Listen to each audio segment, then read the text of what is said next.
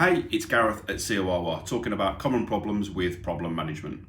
Of all the service operations processes, I have to admit, I think problem management is the one closest to my heart.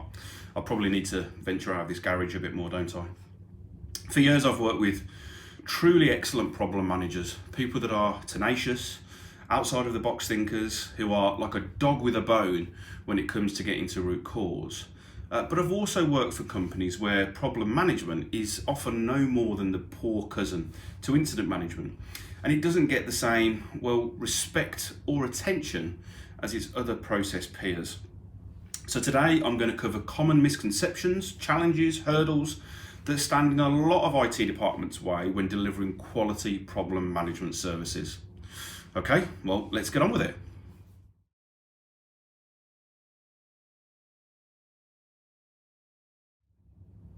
No, they don't. End of story. Right, analogy time. You're walking down a corridor and you slip on a puddle of water. In process definition terms, that is an incident. Now, to resolve the incident, whoever manages the corridor might help you to your feet, mop up the puddle of water, and place a slippery when wet sign on the floor. They have, by taking those actions, resolved the incident. You and other people can now utilise the corridor as intended without potentially landing on your arse.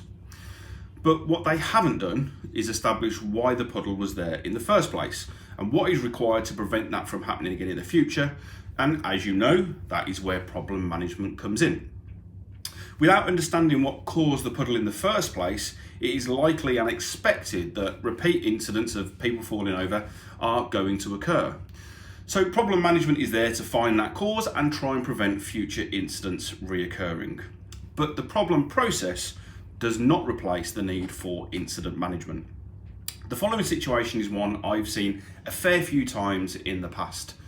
An incident ticket gets raised at the service desk, and during the initial triage phase, it's attributed that this incident is or should be linked to an existing problem ticket to understand root cause of similarly reported incidents. At this point, the incident is put on hold or even closed because there is a problem ticket, awaiting the conclusion of the problem process to resolve the user's issue. No.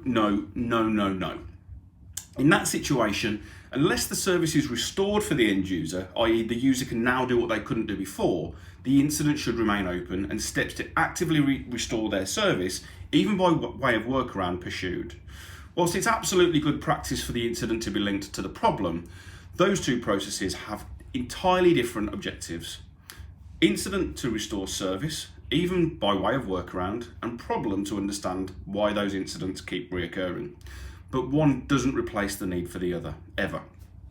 In the case of that analogy, that's the equivalent of when someone again slips on a puddle of water, no one helps the person to their feet, no one mops up the puddle, no one places the caution sign on the floor, because someone is looking at why the puddle keeps appearing on the floor. Incident management should be looking to restore service each and every time that an incident is reported and not pass this off to problem to deal with. As I said, it's essential that the problem manager or team are informed every time a reoccurrence has been reported, because this will help their investigation. It will allow them to build up a pattern of trends. And likewise, incident management needs to be kept informed on progress of the root cause investigation or alternative workarounds. But remember, there is a distinct difference between the two, and each are as important as the other.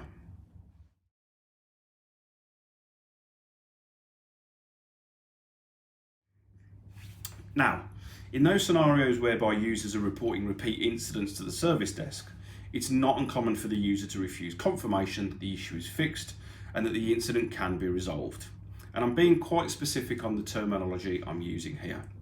From an IT service operations perspective, we know the difference between incident and problem, and we know, or now know, that each of those processes have their own objectives. But to an end user, they may not, and to be honest, they don't need to either. So when a user is reporting for the 17th time that the issue has occurred again, and while someone on the service desk has fixed that incident, it's not surprising that the user may say no to their ticket being resolved. They don't want to have to be calling up again, and they want to know that IT are doing something about what is causing the service to continually fail or falter. IT just closing off the incident ticket, even if that occurrence is fixed, can feel cold to end users and give them the impression that IT don't care and or aren't doing anything about this. They see this as IT just moving the issue into the long grass and getting the customer off the phone. Also, during major incidents, there comes a point where service has been restored for end users, but your business stakeholders are demanding to know why the issue occurred in the first place. They too may be reticent to let problem management pick up the reins, again because they feel this may be IT just moving it into the long grass, and they'll never get a solid answer as to what caused the major incident in the first place. Whilst the issue is still being managed as a major, they are assured that this has the right focus by the right people, there will be regular communications, bridge calls, and so on. But if the service is restored, well, we know, strictly speaking, that the incident is over, and the problem process needs to get to the bottom of why it occurred. If these scenarios are common to you, my suggestion would be that your problem management process probably doesn't have enough visibility with your customers and end user community. Now, I'm in no way suggesting you go and sheep dip every end user in ITIL v4 foundation training so they understand the semantics and how IT operates to best practice. But I would suggest that you transparently make available to your end users concise, customer-friendly information about the problems IT know about and are working on. What's the status of those? Any pertinent information that you may choose to make available to your user base, for example, workarounds that the end user can apply themselves.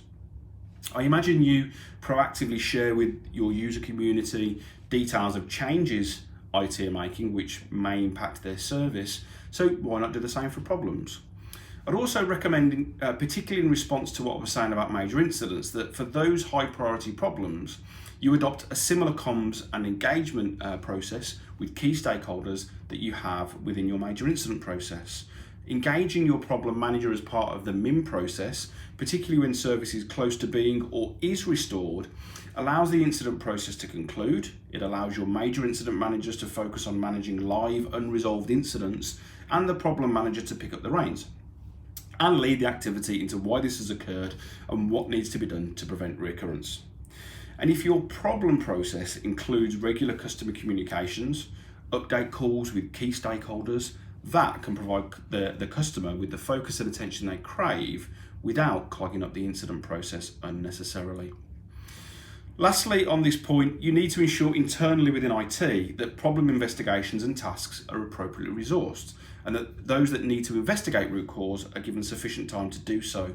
Not doing that means that, problem investigations can drag their feet and are placed into the long grass. Lots, if not most, IT departments focus very strongly on incident management workload. But if you're not focusing sufficient resource to root out root cause and remediate those, then you're going to be continually swamped with repeat incidents in a downward spiral. Dealing with problems in principle should lighten your incident workload and allow your IT teams to focus on doing much cooler stuff.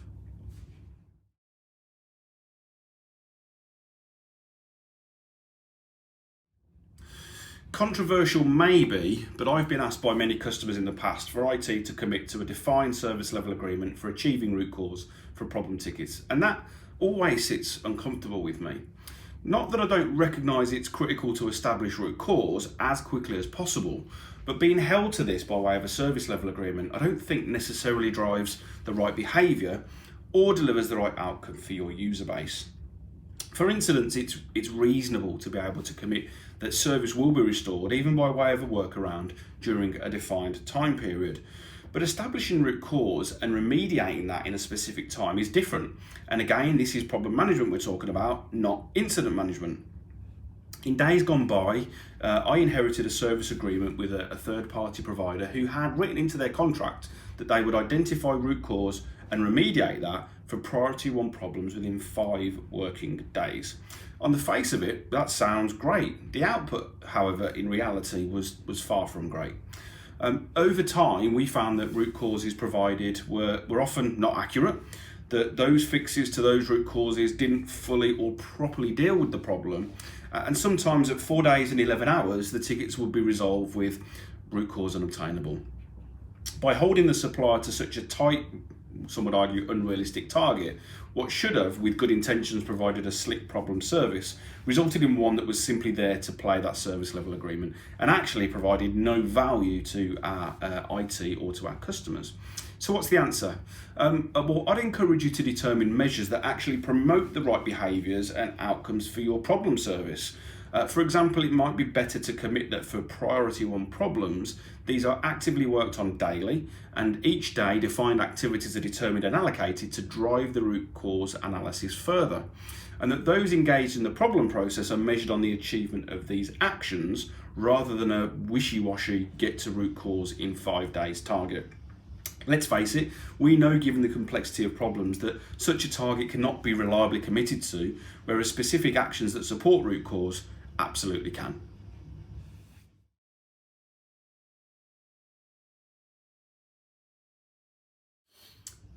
Lastly, and again thinking of the relationship between incident and problem, that a problem priority mirrors the priority of the incident to which it is associated. Well, no, it doesn't. Like incident, you want to be using priorities for problems to drive the right behaviour and to allow IT teams to focus on what work takes priority. But that does not mean that an individual priority 3 incident impacting a single user results in a priority 3 problem record. So let me give you some examples. Let's say on Wednesday afternoon, the service desk see their volumes go up with calls from a lot of users that are unexpectedly getting locked out of their accounts.